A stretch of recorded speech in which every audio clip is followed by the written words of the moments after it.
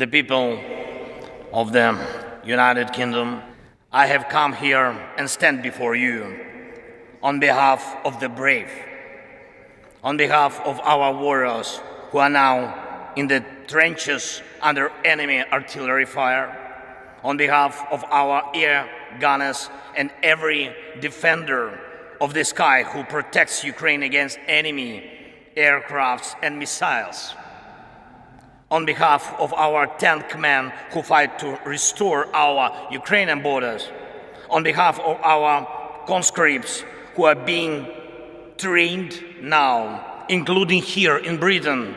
Thank you, Britain.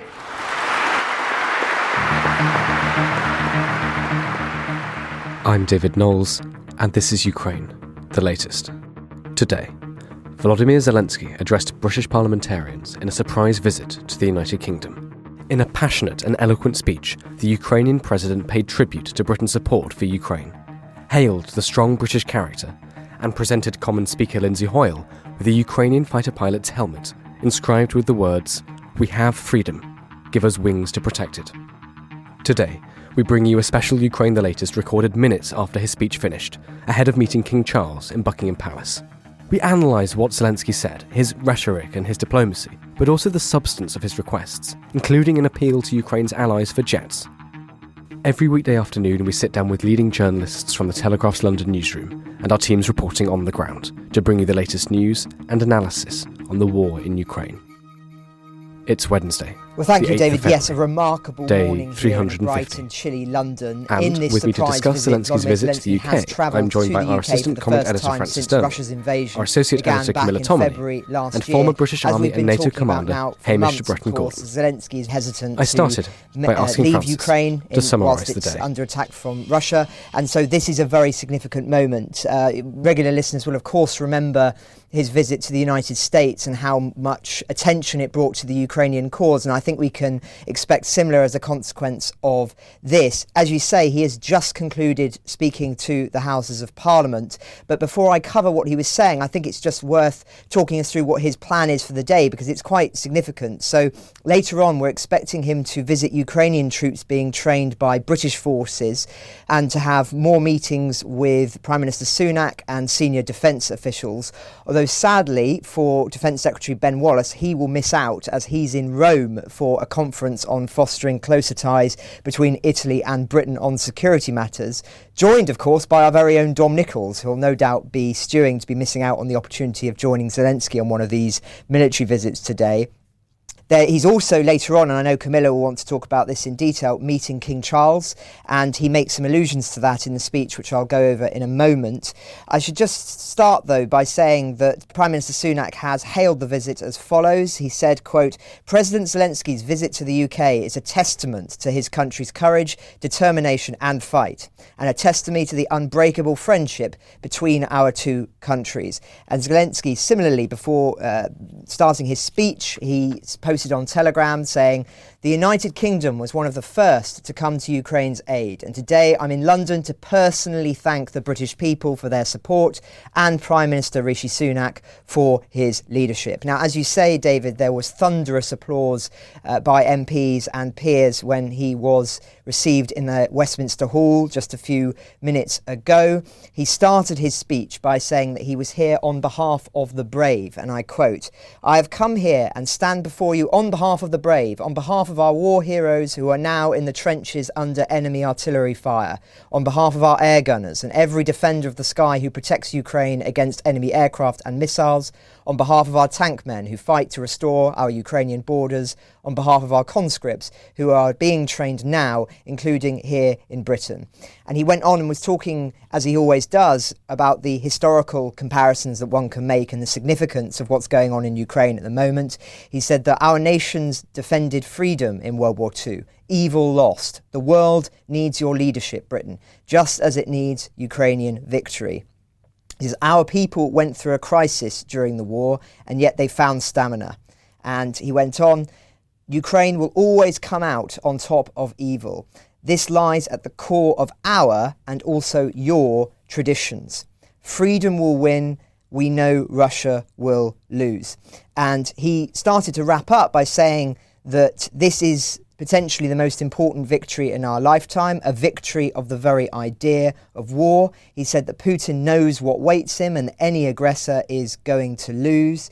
And he said very pointedly that London has stood with Kyiv since day one, from the first seconds and minutes of the full-scale war. Great Britain, you extended your helping hand when the world had not yet come to understand how to react. Boris, and then he turned to Boris Johnson and the cameras did the same. You got others united when it seemed absolutely impossible. Thank you. And then there was an applause in the hall. He spoke about some of his memories of when he visited London in October 2020, of course, before the invasion. He recalled meeting the royal family, visiting Westminster and the Churchill war rooms, indeed sitting in Churchill's chair. One could say quite appropriate given what's happened since. And he then wrapped up, I thought, very movingly, actually, and I should say that the whole speech felt very, very poignant, and I think there were some quite emotional MPs I could see on the footage of it. He said, God bless Great Britain, God bless the King, and Slava Ukraini. So a very, very historic event, David, and I think also important to emphasise as well, it's exceptionally rare for a foreign dignitary to get the honour of addressing peers and members of parliament in Westminster Hall. It's happened with Nelson Mandela, I think had happened with Barack Obama, but this is not something that is regularly wheeled out. This is an exceptional event and an exceptional day, but I know that Camilla will want to talk more about its significance. Well, thank you very much, Francis. Camilla, yes, let's come to you. What were your reactions watching this speech? I mean, it was quite something, I thought, to see the power of seeing the British establishment standing together. I mean, he's meeting the King later, he's in Westminster Hall today. What was going through your mind watching that speech? Well, I was thinking that it was actually a sort of state visit, but not announced as a state visit, but it had all of the characteristics of one. So the red carpet being wheeled out from the beginning, a sort of friendliness showing the kinship between the two countries, because there wasn't a handshake between Zelensky and Rishi Sunak. There was actually a hug. Having that historic Westminster Hall filled, and the last time the public will associate with that building is, of course, the lying in state of Queen Elizabeth II, was hugely significant. It's interesting as well with regard to the royal involvement in this. Zelensky in his speech referenced the fact that he had met William and Catherine last time round. Again, his wife had been accommodated by Catherine, the Princess of Wales, when she visited on his behalf. And this kinship with the King, echoing his relationship with both Boris Johnson and Rishi Sunak, in the sense that back in 2014, people might remember that following the invasion of Crimea, Prince Charles made some remarks, as he was then known to some Holocaust survivors, likening Putin's behaviour to Hitler's. And then he then described what Russia has done as unconscionable and an attack on democracy. So clearly Zelensky sees not only in our politicians, but also in our establishment, a great deal of support for Ukraine and their campaign. And I think we're going to see that echoed again this afternoon at Buckingham Palace, where no doubt more tea will be served. I quite like the President's repeated references to how we've given him tea over the time, and tea and talk, it seems to be. That's the kind of soft diplomacy that's been going along the way, with also, of course, this hard firepower that we've provided, which I'm sure Hamish is going to speak more about. But not just the fact that we've shown sort of statesman-like kinship with Ukraine and been welcoming to the president and his wife, but also, of course, that we've led the way when it comes to weaponry, and we've led Europe on that. And I think him coming to visit the UK as the first country after the US really is significant. He referred to us, and I'll quote, as a reliable partner, and talked to us about us being one of the world leaders in supporting Ukraine. Significantly, quite interesting for him to obviously reference Boris Johnson there, who wasn't at the front of the crowd of politicians, a little way back. But again, there's been a lot of talk about whether we've lost our international standing after Brexit, but I think on Ukraine we've reclaimed it and then some. Well, thank you very much, Camilla. Yes, Francis, can I come to you on that? Just some thoughts on the cross-party support, because when we say the establishment is behind Ukraine, I mean, we had very positive remarks from the Labour leader, Sir Keir Starmer, earlier, and as Camilla's alluded to as well, this interest of the Ukrainian president in King Charles and his role as an Air Force pilot as well, I thought was fascinating. So can you talk us through some of your analysis there?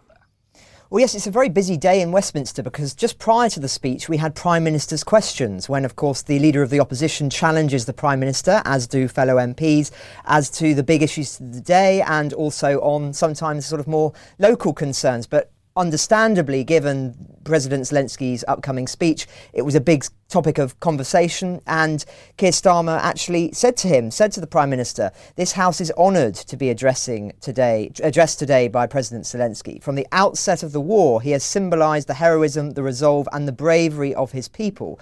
Does the Prime Minister agree with me that right across this House, it is vital that we all continue to stand together in full support of Ukraine? And the Prime Minister responded, can I thank the honourable gentleman for his comments on Ukraine? It's something that not only the whole country can be proud of, but the entire House can be proud that we came together to stand by Ukraine when the moment mattered, and that we will continue to stand with them, united as one Parliament and one United Kingdom. And as you say, David, this is important because not only is it exceptionally rare that you would see this, but we've talked about how in other countries there is not this unity of purpose. If you think about Germany, there is great division about the ways forward with regard to Ukraine. France too, as well, for all of the reasons that we've talked about in recent weeks. And perhaps most significantly, America. And I know that our American listeners have got a lot of thoughts on this as well. But for right or wrong, there is anxiety within Ukraine and amongst the Western Alliance as to the strength of the support for Ukraine amongst the Republican Party. And that is part of the reason, of course, why Boris Johnson went over there and was talking to senior Republican leaders last week in an attempt to, I think, win some of them round to the Ukrainian cause. And so there are question marks with regard to other countries, whether justly or not. And there is not that with Britain. There is a real sense of a unity of purpose here in a manner that perhaps echoes what we see in Poland and in some of the Baltic states. And it's no doubt one of the reasons why Zelensky was so keen to come here and to show his support here, because he thinks that what we offer is that kind of unity which proved absolutely essential for keeping Kyiv in the fight. Just also on what you were saying about the royal family, I think it's just important to emphasise as well the personal support that the king has vocalised in recent times as a consequence of what's happened in Ukraine. He actually said that we see the values under attack today in Ukraine in the most unconscionable way. In the stand we take here, we are in solidarity with all those who are resisting brutal aggression. He and Camilla, the Queen Consort, also visited the Ukrainian Catholic Cathedral in London as Russian attacks on the key cities intensified. He said then that he was touched by the extraordinary bravery, generosity and fortitude of the Ukrainian community. And he has, of course, been, broadly supportive at all of the major events he has been there. And I think, as you say, David, it's the whole of British society being mobilised behind Ukraine here in a way that is rare and noteworthy and as I say, quite poignant too. It's very striking seeing the coverage here today of the number of people who perhaps have not been following Ukraine as closely, but have suddenly today really been following it in a much more attentive manner and have been very, very struck by the poignancy of President Zelensky's remarks and the scale of the reaction. And of course, that's exactly what Zelensky was hoping for. Thank you, Francis. Can we just touch on this visit to the King later in the day? I mean, our podcast listeners later will be listening to this podcast and the visit will have happened. But Camilla, from all of your time watching and following the royal family and reporting on them, what should we expect to see? What will be the marks of a truly royal welcome for the Ukrainian president? Well, I think it'd be more subtle than the kind of traditional state visit welcome, because obviously the preparations haven't been in place and for security reasons, even the top authorities haven't quite known exactly when this visit was going to happen. Expect the red carpet to be rolled out in the Buckingham Palace quadrangle, as is the case when any VIP visitor arrives.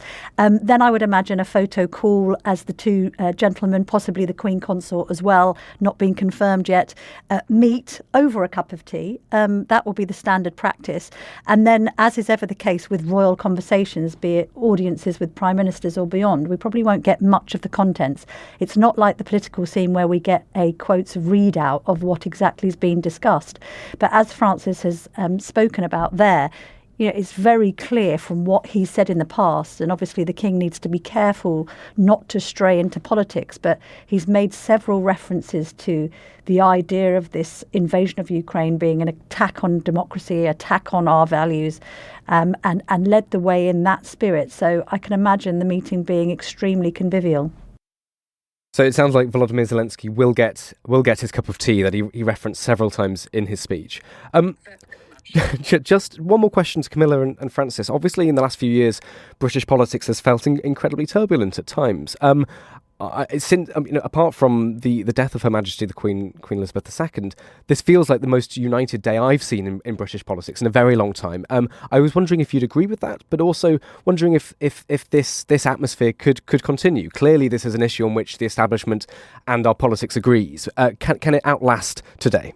Well, as you know, a week is a long time in politics, and who knows what tomorrow might bring. I did find Prime Minister's questions sort of reassuringly agreeable today. Normally they're tearing shreds out of each other, and the predominant questions that exchanged between the Prime Minister and the Leader of the Opposition, Sir Keir Starmer, were about this one issue upon which it seems all parties and the country is united. So, yeah, a refreshing change from the usually adversarial nature of PMQs. But come on, there could be a crisis around the corner on a domestic level, and that will wipe that all off. But for now and for tomorrow, I think we can guarantee that this and President Zelensky and the plight of the Ukrainian people will be on the front pages.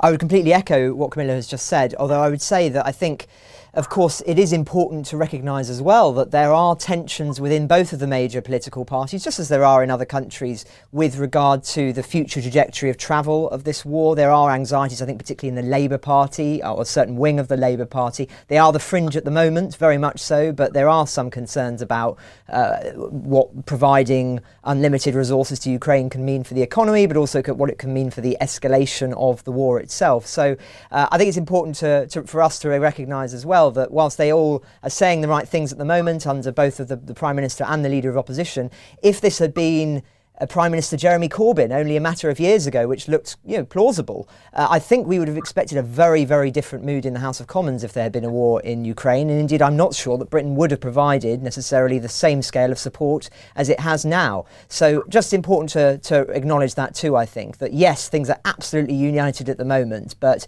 you never know who's waiting in the wings. Quick point on that, sorry, just to add, I do agree with you, Francis, although because Sir Keir Starmer is trying to appear completely opposed to the sort of Corbynista elements that invaded his party previously, there's even more impetus for him to look quite hawkish on this issue. Yes, I agree there is disagreement over whether providing, say, air support is going to escalate the situation in Ukraine, but Sir Keir Starmer doesn't win many votes, I think, following a more Jeremy-type path. Well, thank you very much, Camilla and Francis. Hamish, can I come to you? Obviously, quite a few things have been announced today. I've got a note from Dom Nichols, who, as Francis mentioned, is on the road down in Italy with Ben Wallace, the Defence Secretary.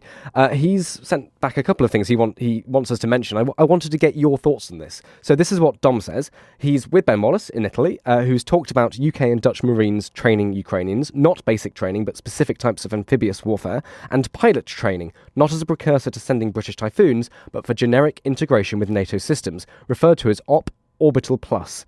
Orbital being the basic training system UK had in Ukraine from 2015. That's just some context from Dom, but could you talk to us about your thoughts on what's been announced today and what it means for the direction of the war? Yes, hello everybody, and thanks very much for having me on. I thought absolutely outstanding speech, as you guys have mentioned. What really focused on me, particularly on the jet issue, the comment he made about we have freedom, give us the wings to protect it, looking very much at the British jets. And just a little bit on that, I gave a lecture at Cambridge University just before Christmas with the BBC's John Simpson, who had just come back from interviewing Zelensky in Kyiv. And he said he was the most impressive leader, the most articulate leader that he'd ever come across since Ronald Reagan, who also had that sort of presence. So I think he really got a message across. And when we look at the actual capabilities, and I sit betwixt Salisbury Plain at the moment and Bovington, and for the last 7 days, all I've heard is heavy artillery fire on Salisbury Plain, which is the AS-90s, the 155 artillery pieces that we're gifting the Ukrainians. And actually, also, I can hear the Challenger 2 tanks firing down on the ranges about 10 miles south of me, really sort of demonstrating the awesome power that they have and key elements that we are gifting to the Ukrainians. But on the specific points, I think is very, very interesting. Let's look at the Marines first of all. Marines slightly more specialist than the infantry. And again, behind me on Salisbury Plain, we know thousands of Ukrainian infantry have been trained. This is another positive move, I expect. And as Dom says, talking about amphibious warfare here, that to me is another positive sign that Ukraine is thinking about what it's going to do next. Just one little caveat here that I've been thinking about. I wrote about a little bit over the weeks about what we call operational security. There was a big concern that perhaps there was a little bit too much in the media, particularly some of the information about armoured vehicles coming from the States. I think, it's something that we perhaps need to be a bit careful of, although the Ukrainians are absolute masters of operational security and disinformation and deception. So I think what one just needs to sort of caveat that slightly. But I think it's very positive that us and the Netherlands, I think it was Don was saying, are going to be doing this marine training. It does make another step forward.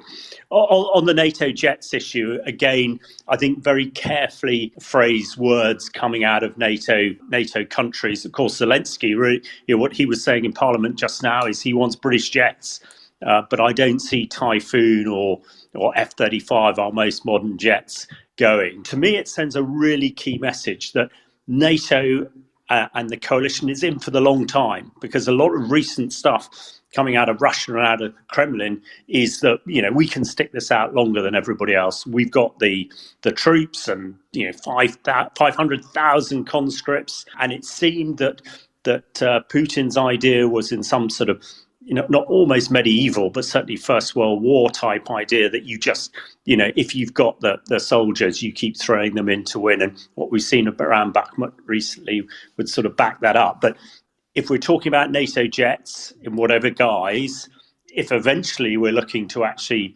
gift NATO jets to Ukraine, we're talking years. So I think that is a really strong and powerful message to make. And on the integration with NATO air structures, I expect this is very much a training piece to be able to train these pilots to be able to utilise some of the NATO capabilities. And we know that there are NATO air capabilities around for surveillance and intelligence. That perhaps is something that we are looking without committing NATO equipment and troops directly to the battle to facilitate the Ukrainian Air Force to be able to use them. So it strikes me as being a really, the sort of next stage, and indicating to the Russians that nothing is off the table. Zelensky very much pointing at Boris, getting everything moving to begin with, and others, and me included, saying, well, we should really give Ukraine absolutely everything it needs to prevail. And the next few months are going to be key. And just to finish off on this piece, the jets are a long way away. We know that. The tanks, which I think are going to be absolutely fundamental to staving off any advance the Russians might make, and also getting the Ukraine absolutely on the front foot.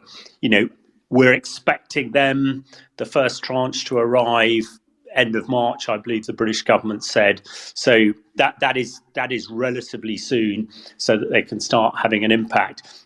You've also been reported over the last few days that actually a lot more tanks have been committed, almost 100 Leopard 1s, which not quite as capable as Leopard 2 and Challenger 2, but not far off it. These numbers are rising, I think, to a really significant number now. So, I think a really important day in this war, and hopefully an absolute watershed for a positive move by the Ukrainians. Thanks, Hamish. I mean, it's astonishing that you can hear the training going on just sort of, just a few miles away. I'm just wondering. I hear it if I open my window. Wow. I mean, does it go on all day, every day during the night? I mean, how often are you hearing this? Absolutely. I mean, it's relentless is the wrong word, because to me it is absolute music to my ears. I know some of the other old generals, around the plain sometimes moan about this, but there's no moaning at the moment, because we know that it's the Ukraine, men and women of the Ukraine military who are there. The AS-90s, hugely powerful 155 shells. Yeah, I mean, it almost rattles the windows, and I'm probably about 8 miles away. But in a similar fashion, on a clear day like this, with the wind coming up from the south, you can hear the Challenger 2s firing 15 miles away. So, but you can imagine what it's like if you're in amongst that. I have been, and I know Dom has been as well. It is unbelievable, and the fact that men and women in Ukraine are in amongst this every day is, it's almost impossible to describe. But if I tell you that a AS-90 shell landing 8 miles away rattles my window, you can sort of get a feeling what it's like when it lands, a couple of 100 meters away. Absolutely. Well, before we come to Camilla and Francis for any questions or thoughts you'd like to add to that, Hamish, can I just stay with you for one more question? You've been writing recently on the importance of jets, and you linked it to how they might perform in concert with tanks. That tanks by themselves are not necessarily the sort of the magic key to unlock Ukraine's next advance. And I wondered if you could just talk a little bit about that. I guess what we're really talking about is one of Dom's favourite bailiwicks, combined arms. But why is it so? Why is the Air Force so important as well as tanks when they're working together? Well, you're absolutely right. Combined arms warfare is where you have tanks, infantry, artillery, and air power, be it aircraft or attack helicopters, working in unison. Because what you want is to create what we call freedom of manoeuvre. You want to be able to manoeuvre wherever you can to get an advantage to the enemy. And ideally, you want to get behind them. But, on a battlefield like this in Ukraine, where actually Western tanks vastly overmatch Russian tanks. So we're not so worried about the opposing Russian tanks, but we're more concerned about air power. So some of these ground attack aircraft have missiles that they can stand off from great distances, a couple of kilometers, and fire, and also attack helicopters. So they are more vulnerable from the sort of frontal 65-degree arc of a tank. It is very capable and would take a lot of hits, but aircraft can fire from above or get round the side. So that's where they become vulnerable. And, I saw a little bit in the first Gulf War, and the second Gulf War. So you suppress the enemy aircraft by ideally air defense and your own fighter aircraft. So what we have at the moment with the Ukraine maneuver forces is hugely effective air defense. And the British Stormer vehicles, which are tracked vehicles, armoured vehicles, which would move along with the tanks, sort of give them what we call local air defence, so protect them against most attack helicopters. But the fact that the enemy aircraft can stand off, if you like, that creates a danger. So ideally, to take out enemy aircraft, you want your own aircraft that are capable. Now, we know that the Ukraine Air Force has its MiGs, but they're being written down. So ideally, in the first instance, we would replace those MiGs with perhaps NATO MiGs, and I know that's been looked at. But I don't, it's not a game-losing thing. The fact that the Russian Air Force has been pretty much absent in the war so far, which to me seems strange, but I have said in my piece in the Telegraph last week that I can't imagine if there was this great armoured thrust that would take back Crimea and the Donbass. I can't imagine that the Kremlin, Putin, wouldn't throw in his air force, and that they could have an impact. So that is the key thing there, that in theory, the Russian Air Force should have air superiority and should rule the battlefield, but they're not. And the Ukrainian Air Force and Ukrainian Air Defense have managed to suppress them. But in order to guarantee the best effect of our combined arms maneuver based around these, hopefully 300 or so Western tanks, to have air superiority provided by Ukrainian jets would be absolutely what is required. Now, it's not, it cannot, this armoured thrust to kick the Russians out of Ukraine would not necessarily not happen if they didn't get those jets, but it would make it more difficult. So you always try and get the most advantage that you can. And in combined arms warfare, air power, as we call it, is a key element to it.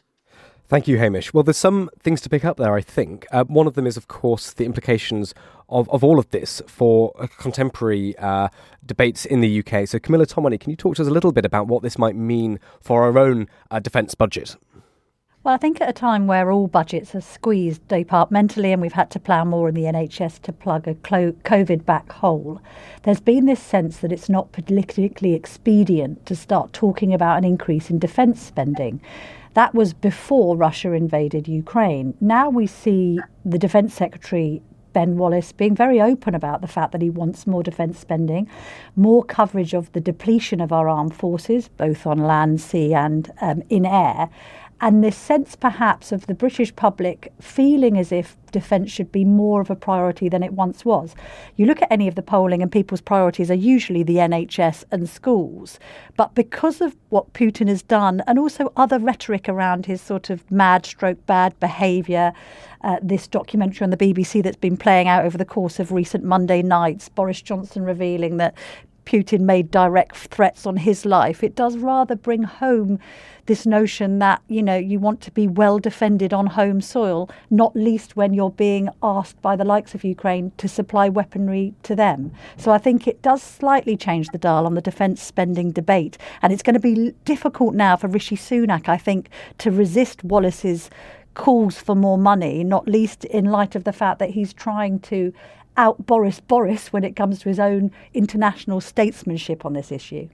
Absolutely, and I would say to all listeners, our own Danny Sheridan has been doing lots of reporting on this and lots of interesting reports in the last few days, so do look up Danny Sheridan's reporting around this issue. Francis, would you like to come in on that?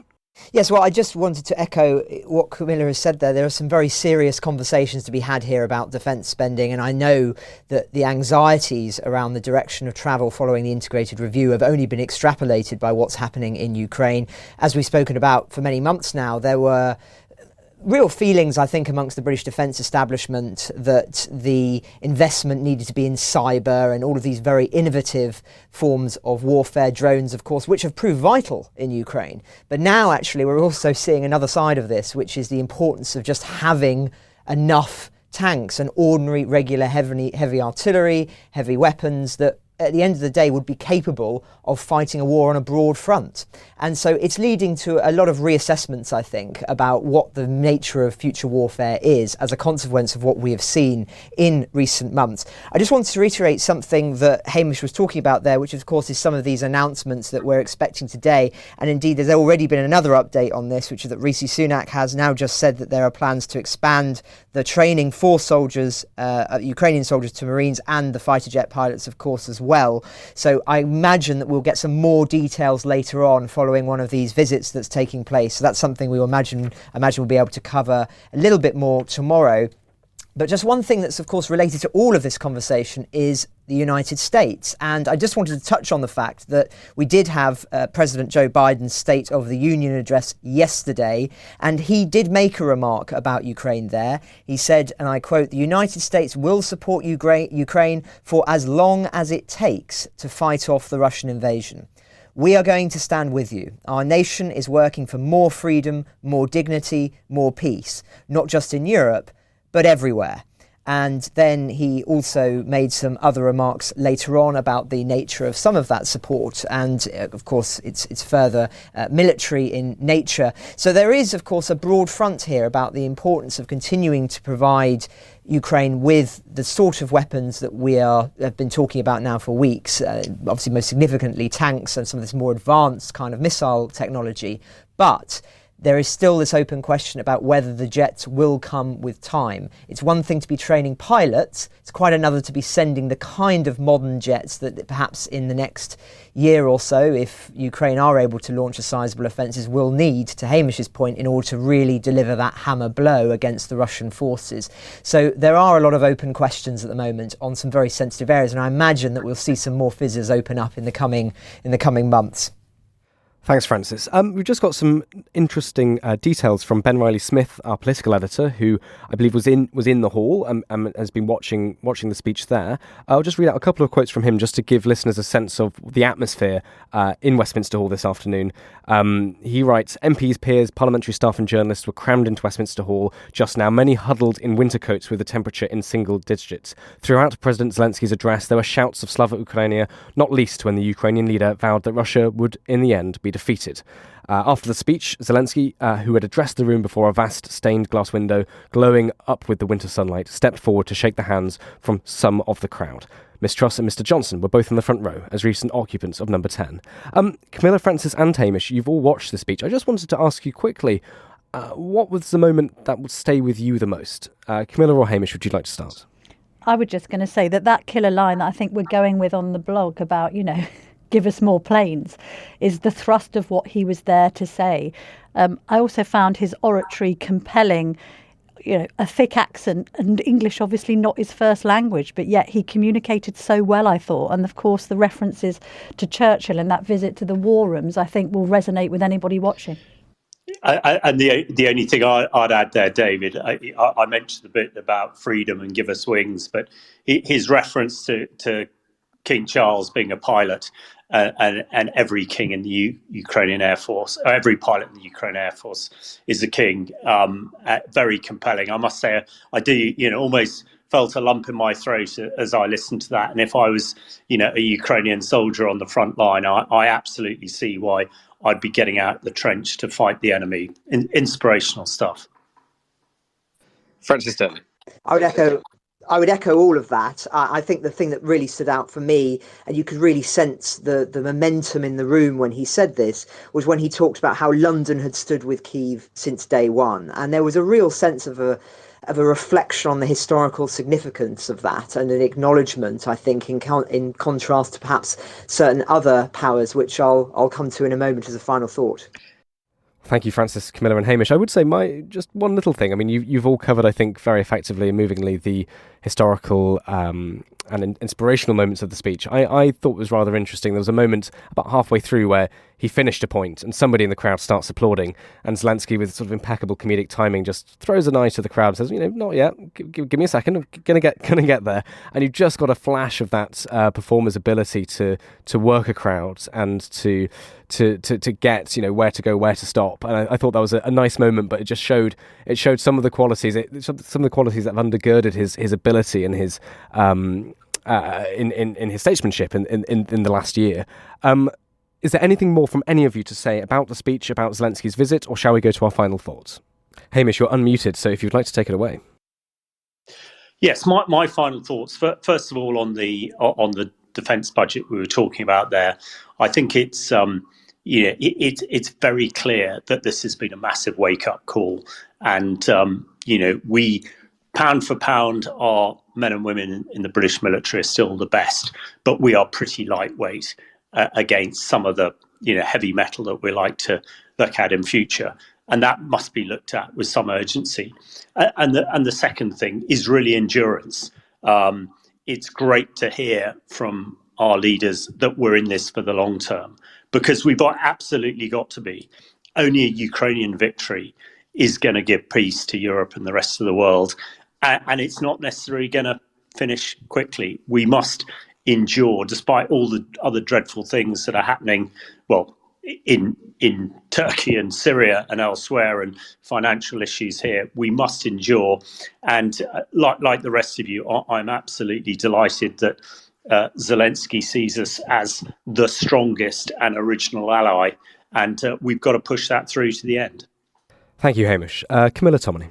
Well, I just think in these very cynical times when people are very suspicious of politicians and their self-serving nature, what we have in Zelensky is a sort of king among political leaders. He's seeing royalty later, but in the eyes of those who are in Westminster Hall, he is a king himself. And I thought that was significant against the backdrop of very troubling times, that a visit by somebody who is literally gone to hell and back and continues to do so is quite humbling for all, and perhaps puts our own problems into stark perspective. And to end today, Francis Sterling. Thanks, David. Just one final thought, of course, is that President Zelensky will be going to Brussels this evening or tomorrow morning. We're not quite sure yet. And I was just struck listening to the speech that he made very few references to Brussels, to the EU, to France, to Germany. Indeed, I don't think he necessarily made any references to them at all.